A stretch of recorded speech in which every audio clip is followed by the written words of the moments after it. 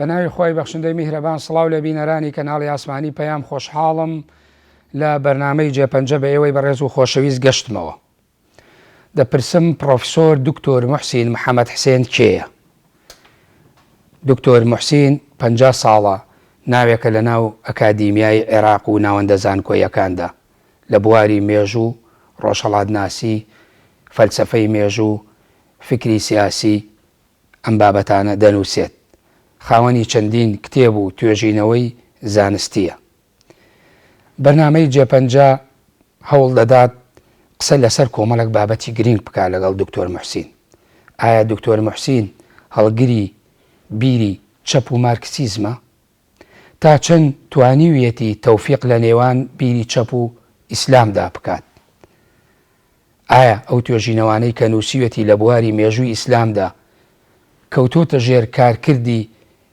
مێژووی ئیسلامی لە ڕووی بیر و باوەڕەوە یاخود تەنها بە شێوەیەکی تیۆری مامەڵەی لەگەڵ کردوون؟ دکتۆر موحسین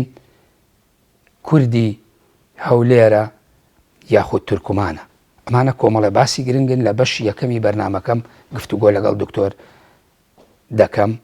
بە ئومێدی ئەوەی بتوانین مەڵۆیە بخینە سەر خەرمانی مێژووی ئەم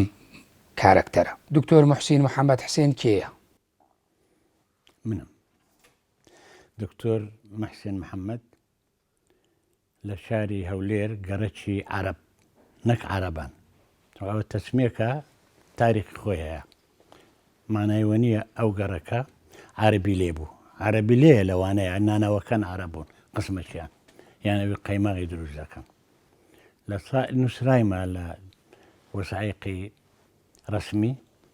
مەوالید 1940 بەلامەوە گەورەترم، ساڵێک 2 ساڵ 3 ساڵ چکە باوکم دەترسا لە ئەسکەری زمانی مەلەکی و پێشەوەی پاشەوی حتى ئێستاش هەر ئەسکەری ناخۆشە. من و برایەکەم کە 3-4 ساڵ لەمە گەورەتر دمک نووسراینە، یعنی ئەگەر من 2 ساڵ 3 ساڵ گچکەتر نووسرابوو ئەو 6 ساڵ 7 ساڵ گچکەتر نووسرابوو. زمچشنی تەبعانەوە ئەکیدە. ئیتر مەسەلەی بە گەورەی با بڵێن، چونکە مادام من مەوالیت 41 نیم لەوە گەورەترم، ماناوە 7 ساڵی نەبوومە کە چوومە مەکتەب قوتابخانەی ئەربیل الئولا، ئێستاش بوویتە مۆزەخانەی پەروەردەی یان مەتحەف التەربیە کە جارێک چوون جەنابتان پەیکەر و کتێبەکانم لەوێ هەندێک کەلوپەلی خۆم لەوێ دانرایە. ئێمە چەند برادەران هەفتەی ڕۆژی شەموان دەچووینە وێندەرێ، من و دکتۆر مامۆستا ئیسماعیل خۆشناو، دکتۆر جمشید حەیدەری لەگەڵ مامۆستا کاکەمان بۆتانی، حتا کاکەمان بۆتانی بە کۆرۆنا ئەمری خوای کرد بەداخەوە، ئیتر لە دڵمان ناتلاوە کاتەوە بچین کۆبوونەوەکان بکەین، تا ئێستاش نەمان کردووە. من لە جایەک بوومە تا ئێستاش لە مالێ و لەگەڵ خزم کەسەکانمان بە تورکمانی قسان دەکەین. بەلام نەموتووە ڕۆژێک کە من تورکمانم کە ئینتیمام کرد وەخت خۆی بۆ حزبی شیوعی. دێمە سەر ئەو پرسیارانە، یعنی ئەوە پێناسەی خۆت کردت کە لەدایک بوون و شوێنەکەت نووسی شوێنی لەدایک بوونەکەت، یعنی ئەکرێ بڵێن دکتۆر موحسین تورکمانێکی هەولێریە یاخود کوردێکە؟ دەبی خۆم ئەوەی تهدید کەم بڵێ من کوردم تورکمانم عەرەبم. من زمانی ماڵەوە تورکمانە ئێستا وتم، بەڵام ئیعلانم کردی لە سەمیسار ئیعدادیەوە کە چوومە کولیەش پاش ساڵێک 2 ساڵ هەر گوتومە کوردم، چونکە کە ئیستیمارەی حیزبی شیوعیم پڕ کرد دەبی بڵێ من یان عەرەبم یان کوردم، نەبوو حتا هاش بایە یان تورکمانم نەمدەنووسێت تورکمان. من عاتفەم لەگەڵ کوردی بوو، کەچی کوردیەکەم تا ئێستاش لاوازە، ئەگەر احترافی پێ بکەن لە سلێمانیەوە هاتوونە من متانم کە کوردیەکەم باشە پاشەوەی کە گەڕامە و لە لیبیای پێش 20 ساڵ فجأتەن دیتم تەلەبەکان بێستە پرۆفیسۆرن،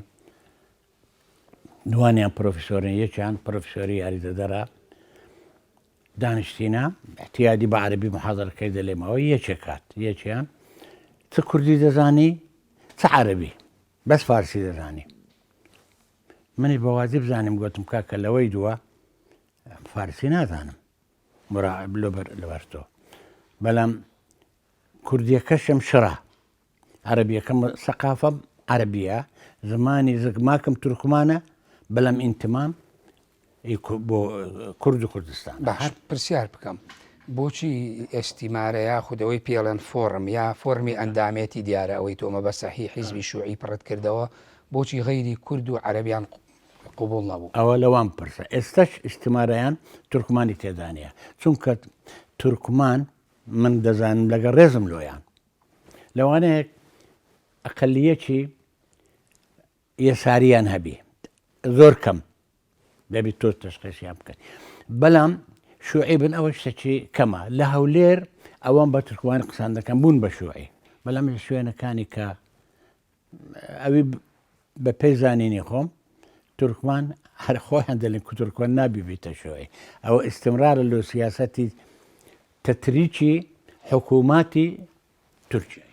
باشە خۆ لە ناو تورکا چەندین خەڵکی لێهاتووی چەپ و مارکسی و شوعی لێ ئەوانە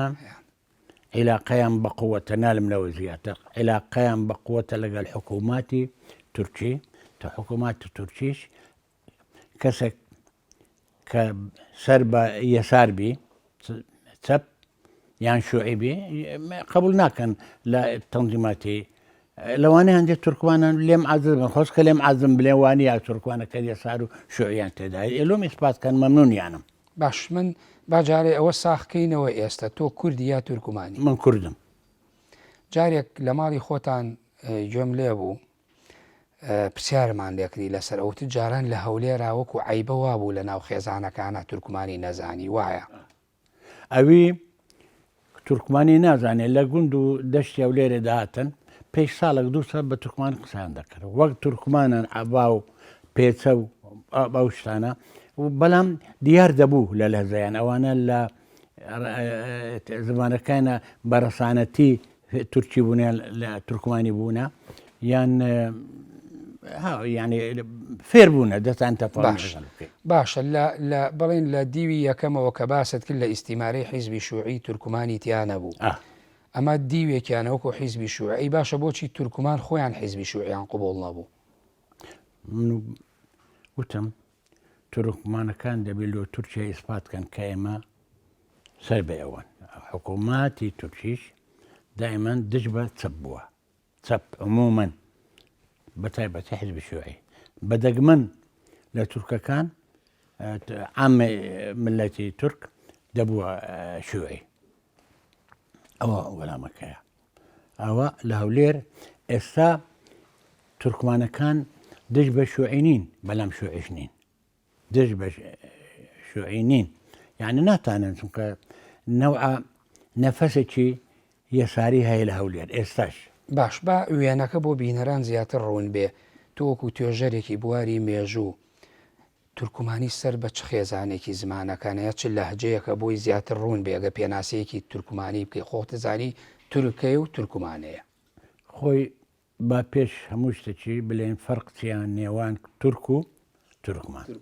زۆر کەس وا دەڵێ تورک یعنی خەڵکی تورکەکانی خاچی تورکیای جمهوریە تورکیە ئەوانی کەش خارجی تورکیا ئەوە غەڵەتە من چەند جارێک باسم کردووە کە ئەوە وانە تورک هەمویان تورکن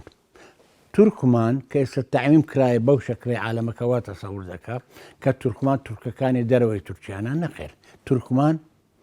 دەرەوەی تورکیا لەوانەیە نفوسیان ژمارەیان لە تورکەکانی تورکیا زۆرتر بی چەند جمهوریاتەنە لە وەسەط ئاسیا بەڵام تورکمان وەختی خۆی جەماعەتێکە بوونە تورک بوون ناویان کۆمان بوو ئەوانش قەبائیلن قەبیلە گەورەکان عەشیرەتە گەورەکان قەبجاق لان غوز تغوزغوز حتى لە کتێبەکەی محمود الکاشغەری لغات التورك بە هەندێک باسی ئەو شتانەی دەکا ئیتر تورکمان ئەوانە تورک کۆمانن تورکەکان کە گوتم عەشیرەتن لە عەشیرەتی کۆمانن بووە تورک کۆمان بووە تورکمان. بەڵێ ئێستا لە زۆر وڵاتی ترەوەی بڵێن دەرەوەی تورکیا هەن بە تایبەتی لە بەشە لە وڵاتانی بەلقان لە ئێران تەنانە ئەقەلیەت خۆتەزانی لە عێراق هەیە ئازەربیجان ئەوەی کە ئەو توێژەرەی کە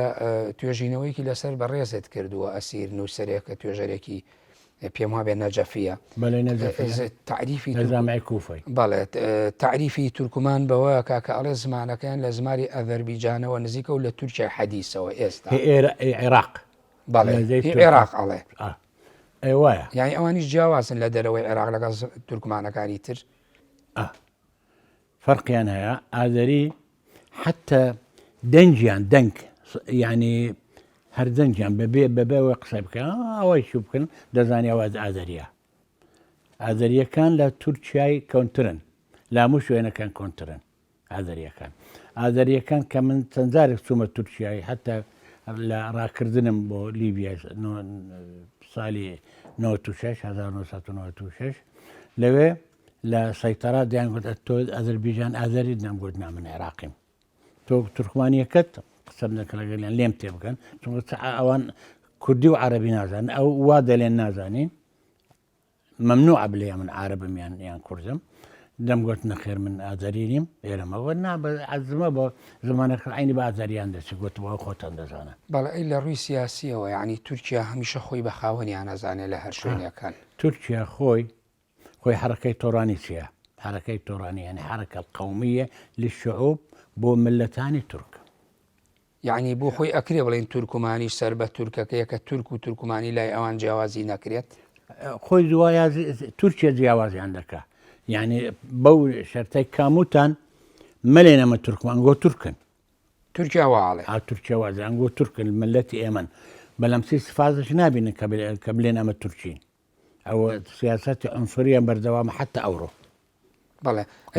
بە تایبەتی بەرامبەر کورد و عەرەب و ئەرمەن و یۆنان و ئەوانی تر بەڵێ ئەی فێربوونی خێزانەکان لە ناو هەولێرا بە تایبەتی فێربوونی تورکمان ئایا لە ناو میتۆدیا بڵێن لە مەنهەجی خوێندنا نەبووە هەر بە شێوەی گفتوگو و محادەسە فێربوو هیچ نەبووە کاکارام من ئەو کاتە قوتابی بووم خوێندکاران بووم بە لەزەی سلەیمانی ئەمە لە ساحەی مەکتەب بە تورکمان قسەمان دەکرد هەولێریەکان ئەغلەبیان هەولێری بوون تەڵەبەکان زەحمەت بوو لە گوندەکان هەبوو تاکتوکە بوو یان لاڕەواندەز و شەقلاوە و مەخمور و ئەو شوێنانە بە تورکمانی قسەمان دەکرد مامۆستەکان ئەغلەبیان تورکمان قسەیان دەکرد نالم تورکمانە تم ئێستاش تەمیز ناکەیان دێزار و بۆ زانیتان زمانی تورکمانی لە تورکیای قەدیمترا و ئەسیلترا ئەوان زۆر کەلیماتی عەرەبی بە زمانەکانی ئەوروپی بە زمانی فارسی قسان دەکەن لێرە شتیوانە خۆیان احتراف دەکەن کە لە هەولێر و کەرکک و تلەحفەر شوێنەکانی کە کەفری ئێوە زمانتان ئەوی شارەزای زمانی تورکیا ئەوان دەڵێن بەلێ ئەنگۆ زمانتان لە زمانی مە پاکشترا بەڵێ بەڵام ئەمە کاریگەری نێگەتیڤ یا سلبی نەکردووە لەسەر قسەکردنی ئێوەی سە بۆ نمونە تۆوەکو خۆت لە سەرەتای بەرنامەکە شەوت و بە کوردێکی فەسیح و ئەوەی کە پێوتی ڕەوان قسە ناکەیت ئەمە کاریگەری تورکمانیەکە بەدی زمانی زگماکەکەم کوردی نەبووە من وتم پاشەوە کە گەڕامەوە لێری بێ ئەو کوردیە کە ئێستا قسەت لەگەڵ دەکەم فێر بوومە من سەرۆکی بەشی زمان و ئەدەبی کوردی بووم لە بەغدای ساڵێک و نێو 2 ساڵ لەوان هەندێک فێر بووم کاتمە و لێری بەلەجەی ئەوان چێ بوون ئەغلب مامۆستەکانی بەشی زمان و ئەدەبی کوردی خەڵکی سلەیمانین دایان ناسی بەڕەحمەت دکتۆر کاوێش قەفتان و ئیحسان فوئاد و دوایی عەزەدین مستەفا ڕەسوول و حتى معروف بەلەجەی سلێمانی قسەی دەکرد بەڕەحمەت هەموویان ئەمریکایان کردیان ئێستاش هەندێک موسەقەفای لە خەڵکی هەولێرێنە خەڵکی هەولێر نین حەز دەکەن بە زمانی سلێمانی قسە بکەن خەریکە زمانی یان لەهجەی سلێمان ببیتە ستاندارد ئەوە شتێکی باشە یعنی ئەوەی کە بازە زمانی ستانداردی کوردیەکری ئەو شێوەزارەی کرمانجیەوەی خواروی پێڵێنێ ئەوەی زیاتر منتیقەی سلێمانی بە بڕوای تۆک و توێژەرێک ئەوە یعنی زمانە تەواوەکەیە ئەو من ناتان بڵێم من زمانەوان نیم نانی عالم نیم لە مەسەلەی زمانی کوردی و غێر زمان بەڵام زمانی سلێمانی لێرە بڵاو دەبێتەوەی ئەی ئێستا کەس نییە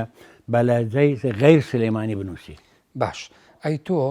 چۆن لە کە زمانەی کوردیەکەت بەو شێ بوو لە بەغدا قبوڵ کرد ببی بە سەرۆکی بەشی زمان و ئەدەبی کوردی ئەگە کەسێک بۆ خۆی زمانی کوردیەکەی زمانێکی بۆ منە ڕەوان نەبێت چۆن قوبوڵێکاوێ بە سەرۆکی بەشی زمانێکە پێویستە ئیش لەسەر پاکردنەوەی زمانەکەکە. سپاس دەکەم بەوە پرسیارەی. من لە زروفەکی نالەبار بووم بە سەرۆکی بەش، هەر کتێبەکەم دیت ئەو کتابە لە عەمیدی کولیەی دکتۆر خاش پێرار ئەمریخوا کرد، خاشە المەعاتی دیهاتوە بووی سەرۆکی بەش. چۆمە لای گوتم کاکە من کوردی نازانم، لەگەڵ ئەو مامۆستایانە هەموویان خەڵکی سلێمانین، کوردیەکەیان بە کوردی دەنووسن، بە کوردی محاضرات دەلێنەوە. من ئەوە پێم ناکرێت گوت أنت كردي، كاتب أنا أنت كردي وإحنا نعرفك بصفة كردي. علما نخليك قلت ياك لو أنا بك أنا سألوتشي باش ماما ولا آخري نمتواني تحمل كم استقالم ده قلت يان تقاعدم كا يان أوش استقالة كم أو ذا نقلي بشي ميجوبو رزقارين بولوي بابلم رزقارين بوتوك من لزمان لبش زمان وأدبي كرديمة كردية كشمتها أو كات الثمن احتياجية لسليماني طلبة كان استناويان لبيرما ديان قلت ماما سدتواني محاضرة كذب عربي بلاي وقلت له قلت عندما دمانة عربي فيربين قلت بنا بودو ساعتي عربي فيرنابك من يلا كردية كيف فيربم بلا باش كتوى علي أي بوشي زور بي نوسينا كانت بزماني عربي نوسيو سمك من كدلين زماني زكماكم تركمانيا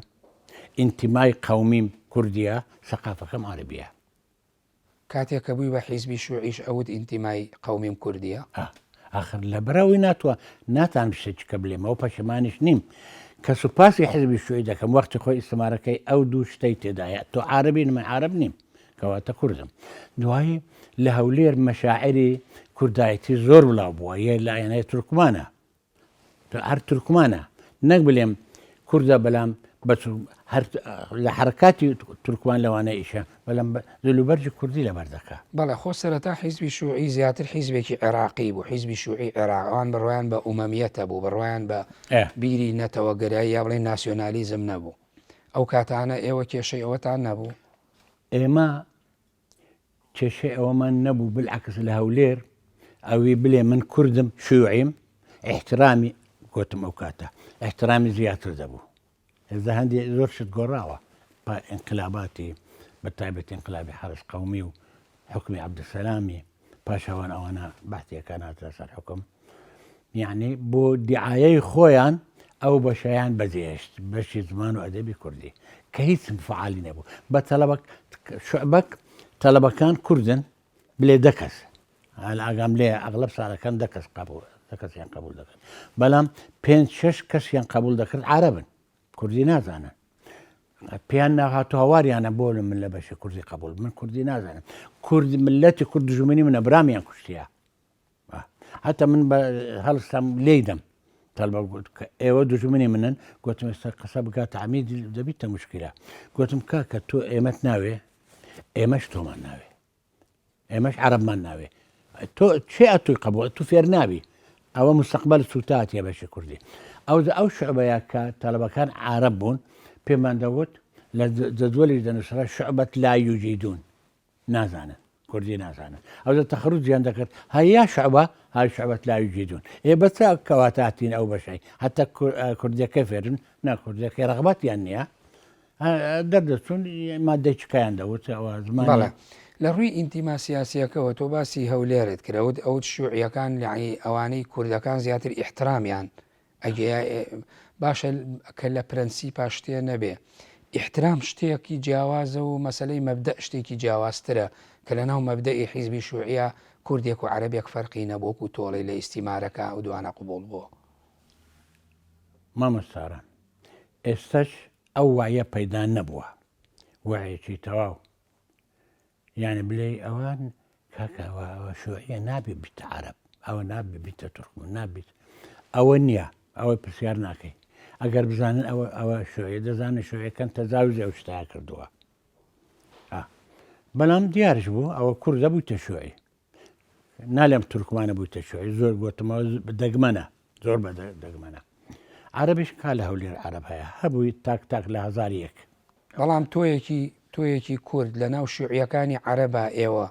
احترامتان أجيرا وكو كرد أو جوازين أو كبوم بشيوعي ماله دواي كسوما بغداية شيوعينا ما بوم واسط هنا أبواز مين أبو لبر مسألة شخصي گوتیان کاکە یان اعتراف کە غەڵەتت کردووە بەوەی یان دەبی لە حزبی شوعی نەمینێ گوتم نامینێ ئەگەرەوە عقلیەتتان بێ ئەنگۆ شوعی نین دوای اعتزاریان خواست اعتزاریان خواتن گوتن کاکە ئێمە غەڵەت بووین بگەڕێەوە حتى برام شوعی بوو 3 سال لە گونۆگرە سالمان حەبس بووە گوتی کاکە ئەوە پێت دەلێن وەرە بگەڕێەوە گوتم نامەیە بگەڕێمەوە زارێککە غەڵەتێکی حەقیەوە غەڵەت نییە ئەنگۆ غەڵەتن بەڵام تۆ خۆ لە چەند ساڵی ڕابردوودا بووی بە کاندیدی حیزبی شوعی لە هەولێر ئەو ساڵانە بەڵێ کاندید نەبوویت ئەبەدەن ئەکە ئەندێدی پەرلەمانی بووم بەڵێ دەشەمزانی حتا لە مقابلەکەم گوتم ئەوە بەوەی دەسی فەرید لە تەش مقامە چێ دەلێ حبوون من غیر ئەمل من دەرناچم بەلەم بۆ خاتری ئێوە کار داواکەتە ڕەفز ناکەم دەیزانم دەرناچم هەولێری زاران نەمایە بەڵام ئێوە دەتانێت دەنجی غڕکە بەواس ئەمە سێک مامۆسای زامی کاندید بووین ئەمن دەنگەکان لەوان زیاتر بوو پێ ناوی ناویان بینم دەرنەچووی دەمزانی حبوون من غیر ئەمە هەروە گوتم علاقم باشە لەگەڵیان بەس پرسیارێک حیزبێک مەقەوماتی فکری و لە ڕووی جەماوەریەوە لاواز بوو بێ چۆن تۆ خۆت کرد بە کاندید بۆ ئەوان بۆ پەرلەمان بۆ خاتریوان بۆ عیلاقاتی کۆنی ئەوان کە ئەوان هات نەلام دەمناسی دەمزانێوانە تێکۆشەرن ئەوان ئینسانی باشن مسەقەفن گوتم خۆلو خاترینگۆ یعنی یەکێک با پێت بن یەکە دانیشتووە ئەوان کاتینە ئیقناع بکەن خۆم موافق من لەسەر کاندید بوونم گوتم مامۆستا مەزالم هەیەن دەستنوێژێکی بچۆم پێکەنیم مامۆستا بۆ پێ دەکەنی گوتمە تو ئەوە شوعیەکی مزەوەری ئەوها بە ئاشکرایی ئێستاک دەلێمەوە بەرامبەر تەلەڤیزیۆن شوعیان شوعیبی حقیقەتی مادەی دیالکتی بزانی یان مادەی تاریخی ئەو تەزویرەی ناکە شوعی نابێ متدەین بی لە مجتەمەعی هەولێر ئێستا بە خزبەکانم عیتاب لۆمەم دەکەن و کووا دەلێ پێی تەلەڤیزیۆن چونکە ئەوە وایە عالەمەکە تێنەگەیشتووە کە حەقیقەت وایە ئەلمانیەت فەرقی هەیە لەگەڵ شوعی بەڵێ شوێیەکان ئەلمانینە بەڵام ئەلمانی ئەوە نییە تۆ دش بە دین بی ئەلمانیەت دش بە دین نییە دەڵێت دین تەدەخولی کاری دنیاوی نەکە بەڵام شوێیەکان دەکەن شوێیەکان ئەو دەنیان کرد ئەوە ڕاستە جا ئەوە تەواوە شوعیەکانەیکەن چێهانیان کە یعنی بڕوایان بە بۆنونە خۆی لە حیزبی شوعی یاخود لە مەسلەی فکری مارکسیە یعنی بڕوانە بوونە بە جیهانی ئەودی و مەسەلە ڕۆحیەکان و تەنها ئەوەی کە کاریگەری هەیە لە ناو خۆتزانی دیالکتیک شتاتیاتی مەسلەی مادیاتە یعنی مادی گەرایی مەسائلە ڕۆحەکان وەلا ئەنرێ کە مەسلەی ڕۆحیش خۆت ئەزانی دین یعنی ڕوبەرێکی فراوانی دین بریتە لە بابەتە ڕوحیەکان یعنی ئایا شوعیەکان ئەمەیان ڕەت ئەکردەوە یاخود هەردووچان تێکەڵن شوعەکان تا ئێستاش حەز ناکەن باسیەوە بکرێ هەر حەز ناکەن داوا دەکەن ئەو شتانە باس نەکرێ هەر لەبەرەوەش چونکە بە حقیقەت تەعاملیان نەدەکرد لەگەڵ میلەت شوعیەت وایە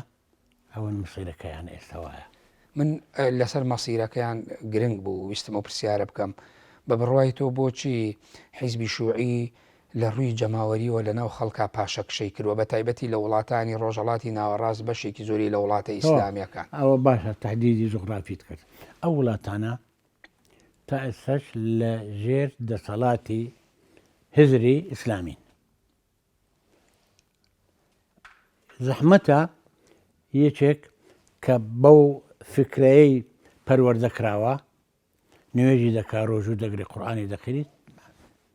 پێ بکرێ دەچتە حەجێ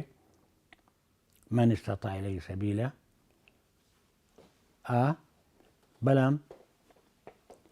لە منداڵیەوە فێ لەو شتانە دەبی لە ئاخریە کە دەزانی شوعیەت دش بەو شتەیە بەو ئەفکارانەیە وات لێدەینی ئەوەیە سەبەبێکی داخلی سەبەبی دووەم حکووماتی عێراقی هەمویان دژ بە شوعی بوون ئینقلابەکان باشە خۆ زەمانێک لە شاریعی عێراقیە شوعیەت تەپوتۆزیانە کرد بۆچی نەمان ئەوە سەبەبیتی توعية عالمية أن داخل بالتواوي دترسان مجتمع برانبريان رابوستي فعلا برانبريان هذا وستا بني هني واشكراي دوای دەوری ئینقلاباتەکان كان باشان دەوری عاملی خارجی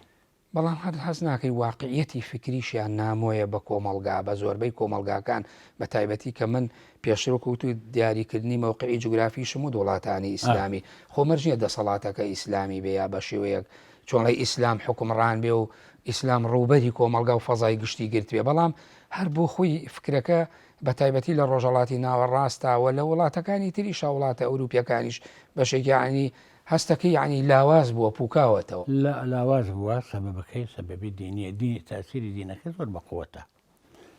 یعنی هەموو ئاینەکان مەبەستە ئیسلام نانا بەتایبەتی ئیسلام بەتایبەتی ئیسلام بەتایبەتی ئیسلام قبولی ئەویکەی ناکە هەر ئیسلام قبولی خۆی ناکە ئیسلام یعنی چەند فڕق هەیە باش کە ئیسلام قبولی ناکە ئەخۆ لە بەرامبەرە هەر بۆ خۆی خەڵک خۆیشی نابێتە شیوعی خۆی نابێتە چەپ یعنی ئەمە بۆ خۆی یعنی مەقەوماتی فکرەکە بۆ خۆی لە ناوە پوکاوەتەوە ڕۆنە شوێیەکان نەبوون بە شوعی ئەو ئەشخاصانە نەبوون بە شوعی چونکە ڕایان لە ئەفکاری لە عەقیدەی شوعی بوو اعتبار ئەویان دەکرد شوعیەکان تێکۆشەرن خاباتجێرن مناضلن ئەو برایەکەم ئەو فلانەکەم ئەو برا ئەوانە بۆ شوعی بوون حەبس کران بەلام بەسەر بەرزەی حەبسخانەی دەرچوون ئەوە تەسیری زۆر بوو سمودی شوعیەکان بەرامبەر تەیاراتی معادی دژایەتی لەگەڵ شوعیەکان دەیگوت ئەوە پاڵەوانە ئەوە وایە دوای عالەمەکەت ئەو کاتە بەنسبەت هەولێر من لە ڕامان پرسیارێکی پرسەی کاکە ڕئیس تەحریر کاکە ئازاد عەبدولواحید گوتی بۆ نەبوویە شوعی ئەبوو بوویە شوعی نەبوویە پارتی گوتم حزبی شوعی ئەو کاتە حزبەکی جەماوەری و ئینوخبە بوو ئەشخاص کە قەنەعەتی دەهێنا کە شوعیەکان لە ڕووسیا و لە دۆلی کە ئیشتراکی فەرەنسا و ئیتالیا و دوای چین و ئەو شوێنانەی ئاسیوی باشە بۆ نەبوویە پارتی مایە حەزم دەکرد ئەو کتێبەت هەبی هێنایتم بۆت ئەو نسخەیە مایە دەبی ئەوە دووبارە دەکرێتەوە تەبعەکان ئیضافاتیشی تێدایە دەکەین گوتی ئەگەر بزانێ گوتت لەم دەزانی پارتی هەیە لەوە وەختە یەکێتی خەڵق نەبوو بزانێ پارتی هەیە لەو دەبوویە پارتی گوتم نا لۆ گوتم چونکە باوەرم بە عەقیدەکەیتی باوەرم بە مەواقفی حیزبی شوعی بوو عەبدولکەریم قاسم سەرکردەیەکی چۆن بوو بەلای تۆ پیاوێکی عەزیم بوو کەس حکومی عێراقی نەکردووە بە پێی تەمەنی خۆم کە چوومە کولیەی تا ئێستا وەک عەبدولکەریم قاسم تۆ وەک کۆنە شوعیەک ئاوە ئەم شایەتی بۆیە یاخۆت بێگومان وەک کۆنە شوعیەک نەمزانی ئەوە چەند دڵسۆزە بۆ عێراق بۆ عێراقی کورد و عەرەب پێ دوای نییە ئەوەی عەبدولکەریم قاسم کردی شوعیەکان سواری ئەو شەپۆلە بوون کە لەگەڵ ئەوا بوو با شوعیەکان ئیشی خۆیان دەبینن ئیشی خۆیان دیت بەرامبەر عەبدولکەریم قاسمیش عەبدولکەریم قاسمیش ئیشی خۆی بینی بەرامبەر شوعیەکان هەر شوعیەکان لاواز وزم ئاخر ساڵەکەی عەبدولکەریم قاسمی پاش ڕووداوەکانی مووسڵ و کەرکووک بەڵام خۆ دوجار بە تایبەتی لە کوردستان باسکەینەوە یاسای ئیسلاح زەراعیوانە لە عێراق و لە کوردستانیش دەری کرد دواتر دژیشی بۆ دروست بوو کە شوعیەکان پشگیری ڕیفۆرمی کشتتوکاڵیانە کرد دوایی دژیشی بۆ دروست بوو شۆڕشی لێ بەرهەمات زمان عەبدولکەریم قاسمی دواتر ساڵی 61ەوەی کە ناوەندرێ زۆر کەس پیان وایە شۆڕشی ئەیلول شۆڕشی فیوداڵ و ئاغا و دەرەبەگەکان بوو دژی ئەو یاسایە و دواتر یعنی کورد ناوی ناشۆڕ ئەوە خەتای حرەکەی قەومی کوردی نییە کە قادەی حرەکەی کوردی ئەوانە بوون چونکە سلەوانە زیاتر نەبوو ئەوانە سلاحیان پێەیە مسلحیان هەیە ئەوی کە شەریان بۆ دەکا ئیوانە بێزگە ئەوانە چێ دەتوانێت ئیدارەی پارتیان حرەکەی کوردی بکە ئەوانە قیوامی عەرەب گوتنی تەکوینی حرەکەی کوردی بوون حرەکەی کوردی بەلام مانایوەنی ئەوانە تەمسیلی ملەتی کوردیان دەکرد کوردە چەساوەکانیش چەساوی سینایەتی طبقی یان ثقافی ئینتمایان دەکرد بۆ حرەکەی کوردی. پێت وایە ئەو طبقەی باڵایی کە فیوداڵەکان و یاخود ئاغاکان بوون دەسەڵاتدارەکان ئەوانەی کە لەو کاتاندا هەستان دژی ئەو یاسایە بە تایبەتی ئەوەی باسەکرێت لە دەربەندی خان و لە خەلەکان و لە هەندێک ناوچەی تری کوردستان یعنی ئەمانە گزارش بوو لە شۆڕشێکی ڕاستەقینە یاخود ناڕەزایی بوو دژی ئەوەی کە زەیوزارەکانیان لێسەنرا بووی. ئەوە یەک ئەسبابەکانیتی عەرزەکانیان لێ وەرگیرە دابش کەرە سەر فەلاحەکان ئەی قبوڵ ناکەن ئەو ملکی خۆمانە گوناحیشە یان بەپێی ئاینیش بەپێی هەندێک تەفسیراتی مەذهبیش حرامەوە ئی خۆمانە لۆ دەدرێت ئەوانی کە حەقیان نییە. ئەی خۆیان چۆن دەستیان کەوتووە سەرەتا بۆچی ینی من لێرە نەبێتە قەزەیەکی دادوەری لە بینی ئەوان و ئەو دووچی نەجیازی سەرەتا چۆن ئەم زەوی و مڵک و ماڵیان کەوتە بەر تاوان خۆ لە زمانی ئادەمەوە خاوەن ملک و ئەرزەکان نین بەڵام بۆیان وا دەرکەوت دوای ئێمە ئەوە خۆمانە کاکەوانە بۆ دەیانەوێت بەشداریمان لەگەڵ بکەن ئەوەی قبول ناکەین. بەڵێ تۆ باسی دووشتی گرنگری باسی وێنەکەی عەبدولکەریم قاسم و لا مستەفای بارزانیت کرد خۆ هەر قاسم بوو زوڵمی لە کورد کرد و بارزانیش لە 61ەوە ئەم شۆڕشەی دەست پێ کرد. من بەڕێی من تەوقیتی حرەکەی بارزانی ئەو کاتە شەشوان ڕووی نەدابوو دژ بە کورد حتا سەرچیال بگرن بچنە سەر شاخ. یعنی ئەیانتوانی دژایەتی کاک مەسعود لە مودەکەراتی خۆی لە کتاباتی خۆی حتى صدام حسين لأثناء محاكمة قلت والله يا جماعة أنا أحترم هذا الرجل. صدام كدو انقلاب يندج بعبد الكريم قاسم والشيوعية كان بو هشتي شباط شيتوسي لقال حفدي تموزي شيتو حفد. بەڵام قاسمیش لە بەڵێنەکانی زۆر پەشیمان بوویەوە لەوانەیە بەشێکی زۆری پاساوی باورکە پەشیمان بوونی عەبدولکەریم قاسم لە هەندێک قەراراتی خۆی سەبەبەکەی شۆیەکان بوو. شۆیەکان هەڵەیان کرد لە مووسڵ هەڵەیان کرد لە کەرکووک هەڵەیان کرد ئەو مزاهرەیە حکوومەتی ترساند من لە ئەو وەختە نهایەتی ساڵ بوو سنفی 2 بووین وابزانم لە کولیەی مزارەیەک دەست پێ بکە لای ئەوی شارەزای بەغدای بێ لای سینەمەی نەسەر حتى بەیانی ڕۆژی دووەم مزارەکە هەر بەردەوام بوو. یەک لە شعارەکانی حتى پۆلیسەکانی بەغدایە اسأل الشرطة ماذا يريد وطن حر وشعب سعيد. يعني لا ببرسا لا شرطي ليام ببرسا سيان دلي وطن حر وشعب سعيد أو شعار حزب الشيوعية وطن حر وشعب سعيد. کورد کێشەی چی بوو لەگەڵەمە کورد کێشەی چی بوو لەگەڵەمە کورد کێشەی نەبوو بەڵام کێشەی نەبوو يعني لا دستور بنسري العرب والأكراد أخوة في هذا البلد. شعاري جمهورية عراقي دو شعاري دو رمزي كردايتي ليبو أولا سنبولي أوي زو كردايتي خرماشي عربانا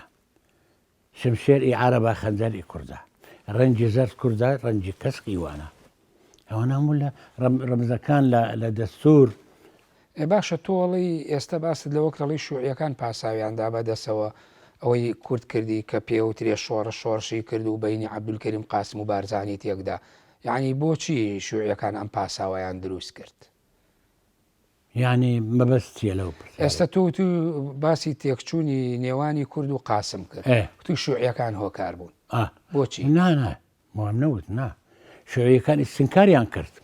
حتى مظاهرات دەرچوو ئیدانەی الجيب العميل أو التسمية ناوليناني شوية كامو وحركة مالا مصطفى بارزاني برحمت نا أوان دا قلت حقي ملتي كرد حزب الشيوعي أول حزب العراق كشعاري حرية ملتي كرد حكم ذاتي من قال بزور كسانت كتوما مناقشة سفيش ابتدائيهم لبيش قلات دركي قلاته شعارات كردي يعني حكم ذاتي باشا بەڵام خۆ ئەوە مێژوو نووسراوەتەوە عەبدولکەریم قاسمیش کەوتەوە گیانی کورد لە زۆر شوێنەکان خەڵکیە کوشت خەڵکیە گرت خەڵکی قەتڵ و عامە کرد ئەمە ئەنەش بۆ خۆی یعنی پاساوی ئەوە نەبوو کوردیش بەرەنگاری بێتەوە. من ئەوەی نالێم حزبی عەبدولکەریم قاسم قەتڵ و عامی کرد دژ بە کورد ئەبەدەن وانە بوو قەتڵ و عام نە بەڵام گرنگەوەی هەندێک ڕەفتاری ئەنوان بەرامبەر بە کورد پاساوی ئەوە درا بەدەست کوردەوە وڵی پێم خۆشە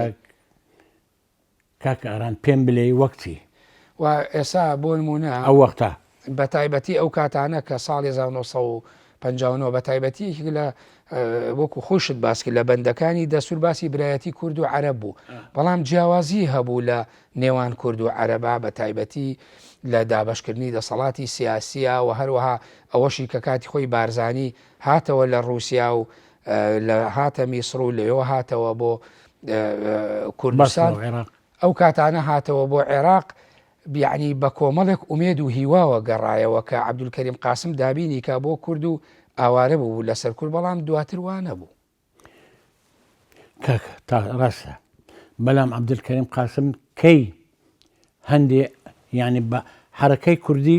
لە بیدایە 61 حرەکەی کوردی ئەوە بەرپا لە ئەیلولی 61 دەستی پێکردش بە عەبدولکەریم قاسم عەبدولکەریم قاسم یان غەیر عەبدولکەریم قاسم معقولە بڵێ کاکە وەرن حکومی لە جەریدەکان ئیستنکاری دەستپێکردنی بارزانی ئێستا ماوە جەریدەی یەک لەو جەریدانە ناوی سەورە بوو یونس تائی ڕئیس تحریرەکەی ناوەکەی باشە لە بیرمە زۆر شت دش بە بارزانی بوو نحن لسنا ضد الأكراد لكن ضد الحركة العميلة أو التسمية وابو حزب الشيوعي بوناوية قناعتينا أو حركة مشبوهة كشاه إيران دعمي عندك تادواي دبي حكومات عراقي وابله يتر عەبدولکەریم قاسم حتى آخر مردني دش با كردان رانا واستابو كملت كحقوق بلام را واستابو برامبر كحركة مسلح برامبر حكومتي عەبدولکەریم قاسم دەست پێ چاکەواتە ئەگەر ئەمەی تۆ پێچەوانەکەی وەربگین هەر ڕۆینەوە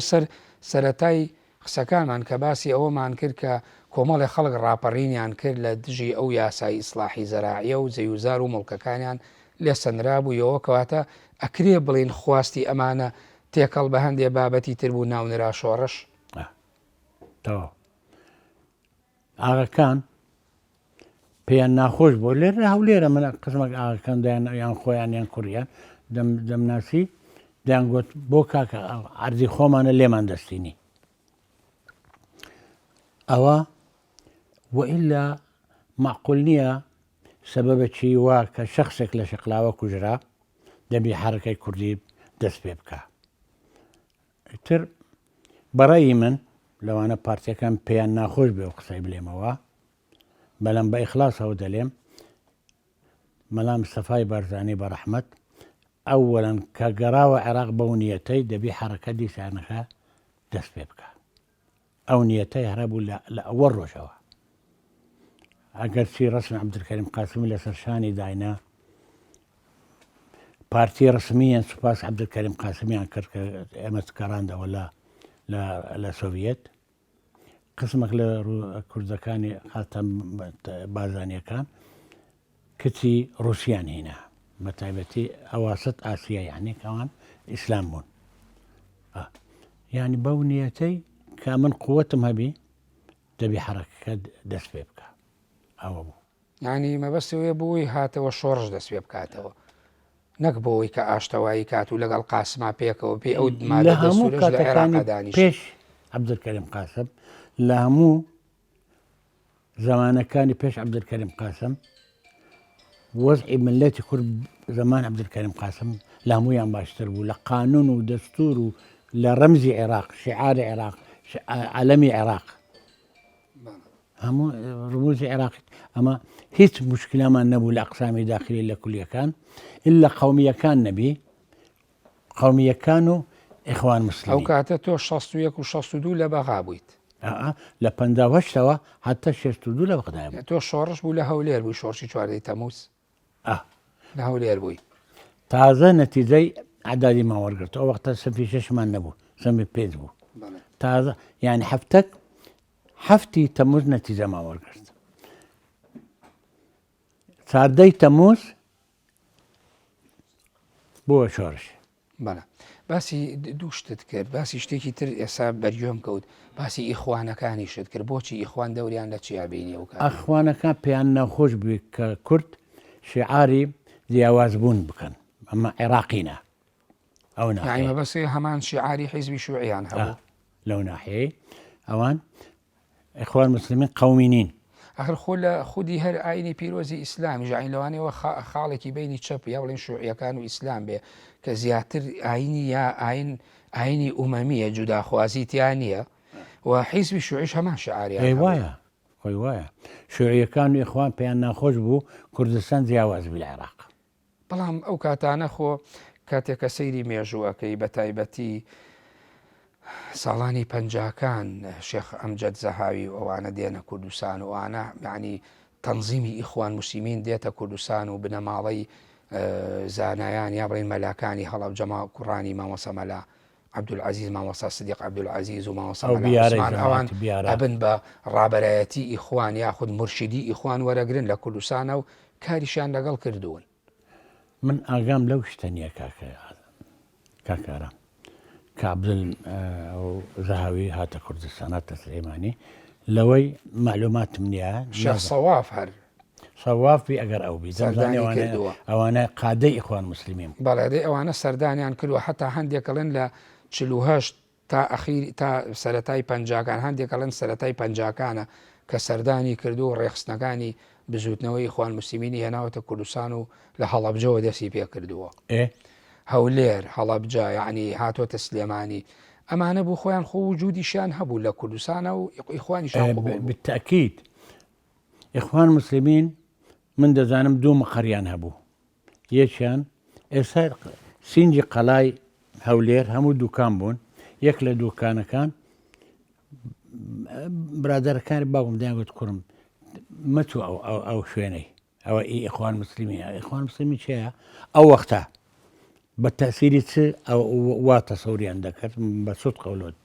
باز دەکەم کاکارە دەیانگوت ئەوانە عەمیلی ئەمریکان ئەو دەگوتم عەمیلی چێ بن گوتیان کاکە مەچوو خەلاص ئەوە یەکی من سنفی شەشی ئیبتیدایی لە مەکتەبی مستەوفی ئەو ئیبن المستەوفی تەواو کرد نێزیک ئەو مەکتەبە لە گەرەکی تایراوەی ماڵمان کە لە تایراوەی بوو ئێستاش هەندێک خزمەکانم لە تایراوان لەوێ عینی وایان دەوت مەکتەبیان هەبوو دەمگوت بۆ ئەوانە مەمنوعن و کتێبە خۆشیانەیە من قورئانم ختم کردووە پێشەوە بچمای ئیبتیدایی لە هەموو شوێنەکان گوتتم ئێستاش زاری یەکەم نەبی لەوانەیە گوتم قورئانم تەواو کردو لەبەرەوەی و تەسەورم دەکرد هەموو ئەو قوتابیانە دانیشتێن هەموویان قورئان نەختم کردیە لەبەر ئەوی لە عەرەبی زمانی عەرەبی هەموو مەراحیلەکانم بە ئالا دەرەجەم وەردەگرت بەڵام قسەم پێ نەدەکرا قسەی عادی بەلەزەی عێراق کە چوومە بەغدایە فێر بووم. بەڵێ دکتۆر ئێمە تۆزێک یعنی مناقەشەی چەپ و شوعی و مارکسیمان کرد تۆ بڕوات چییە بەرامبەر بە مەبدە یاوە پێوتێ پرەنسیب ئینسان لەسەری ڕابۆسی ئایا مەبدە شتێکی نەگۆڕە یاخود بەپێی تەمەن و بەپێی تێگەیشتنی فکری و زانستی و قۆناغەکان گۆڕانکاری بەسەرا دێت کاکارم هیچ فکر هیچ عەقیدە نییە باوەری نابی نەک نییە نابی باوەری بە گۆڕان نەبی باوەری بە گۆڕان نەبی هەموو شت معەڕەزە بۆ گۆڕینەوەی هەموو شتەیە خۆتە زانی نەگۆڕ هەیە و گۆڕاوەیە ثەوابیتەیە و متەغەیراتەیە تۆ لەم مەبدە ئەوە یەڵێ یاخود هەر لە ڕیشەوە مەبدە ئەگۆڕەیە گۆڕانکاری بەسەرا دێت من باور دەکەم ئێستا فەرقەیە پاش ئەو جوملەی تەواو دەکەم شت گۆڕە زۆر خۆت شەکلم شەکلی برادەران شەکلی مەکتەبە ڕۆحی مەکتەبە گۆڕە لە بەسەوانی هەموو شت معەڕەزە کە بگۆڕێت تۆ مەبدەت گۆڕیوە نە مەبدەم گۆڕیوە چی باوەرم بەوەیە کە کورد ئەو وەخت نە باوەرم بە هەندێک شت کە ئێستا بوویتە پرینسیپ یعنی باوەرم بەوەیە کە کورد دەبی بیتە دەوڵەت ئەوڕۆ پاش 10 ساڵ پاش 1000 ساڵ هەر دەبی ببیتە دەوڵەت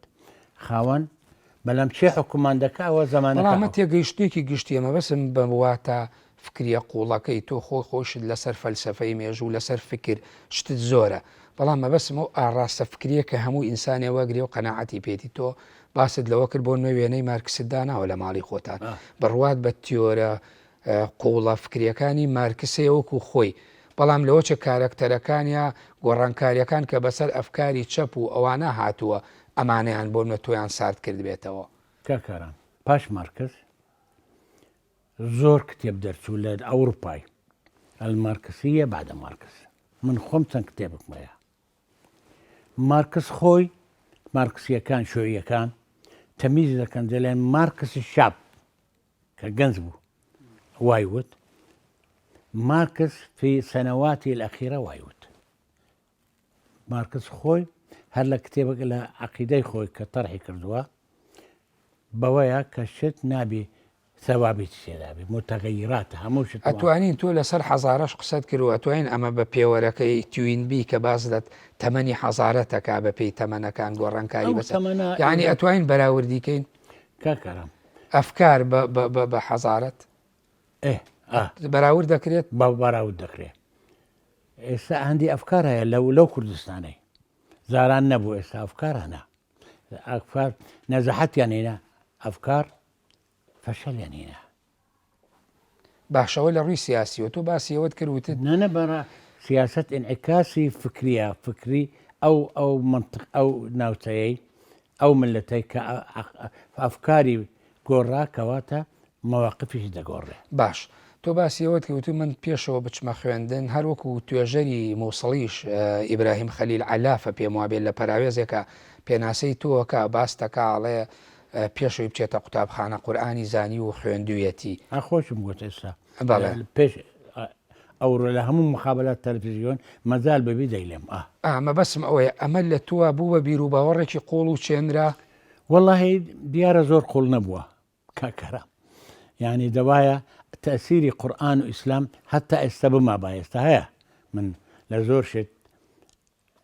ئەمسیلەکەم لە ئاەتی قورئانی و حادیثی پێغەمبەرە ئەوە سەقافەکەمانە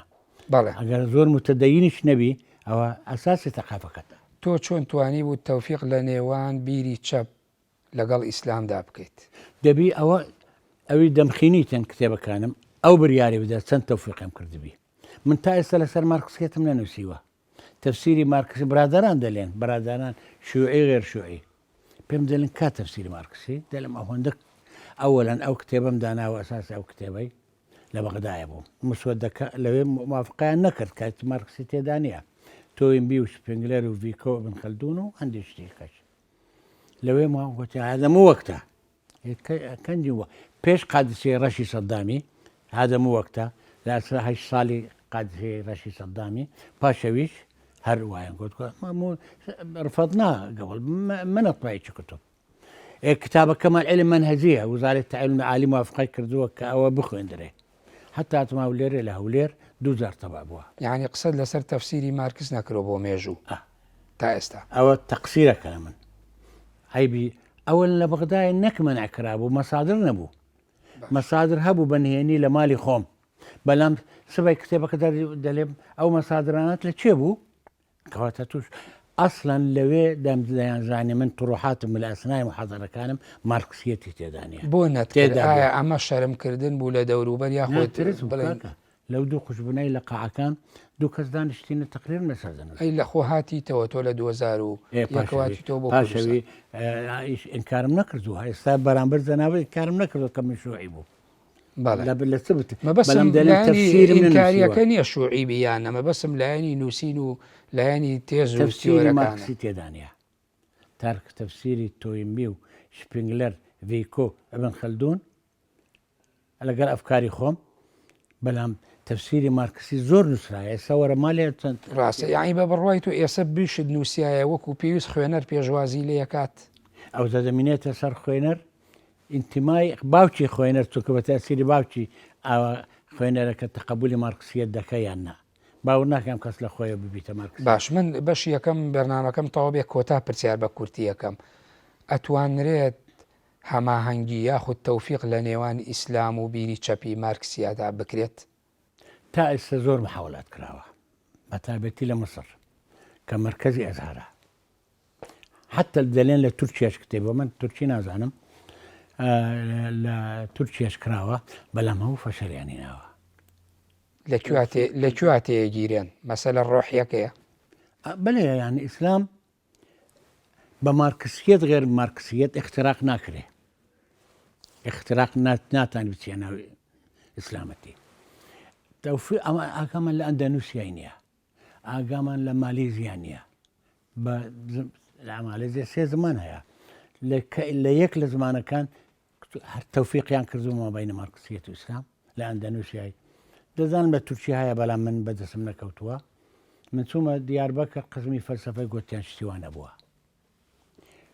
کەچی لە تورکیا کە دیاربەکر ئاینی شارێکی ئیسلامی و کوردیە لەوێ حڕیەتیان زیاترە بۆ تەقبولی مارکسیەت چونکە چەکیان لە دەستەدەست بە حکووماتی تورکی نایان کردووە. لەوانەیە کردوی تێ من تورکی نازانم یان عیلاقاتم نییە لەگەڵیان بەو شکلی. بەڵێ یعنی تۆ بە بڕوای تۆ ئەوانەی کە هەڵگیری بیری چەپن ناتوانن تەبەنی ئیسلامیشکەن بە شەکل بۆ مجاملەی جاددا ممکنە بۆیە بەڵام ببنە ئیسلام دەبێت لە ئەوەی وازی لێبین. ئێستا زۆر حیزبی سیاسی شەیە لەوانەیە کوردیش بێ خەتێکی چەپی تیاماوە و بڕوای بە ئیسلامی ئەمن مەمنونیانم ئافرین تحملی ئەو زمانەی بکەن. بەڵام ئەوەی تۆڵی مجاملە نییە مزامەی بە ناڵێم یان لە ترسە یە مزامەلایە یان دەوێ کورسیەکی بدەنێ. زۆر سپاس بۆ پرۆفسۆر دکتۆر محسین محەممەد حسین لە بەشی یەکەمی بەرنامەی جێپەنجە ئامادەوەی. بەڵێ بینەرانی بەڕێز و خۆشەویست بەم شێوەیەتمە کۆتایی بەشی یەکەمی بەرنامەی جێپەنجە لەگەڵ دکتۆر محسین محەممەد حسین تا بەرنامەیەکی تر و بەشی دووەم بەخوای گەورە و میرەبان تا دەستپێرم کاتێکی خۆش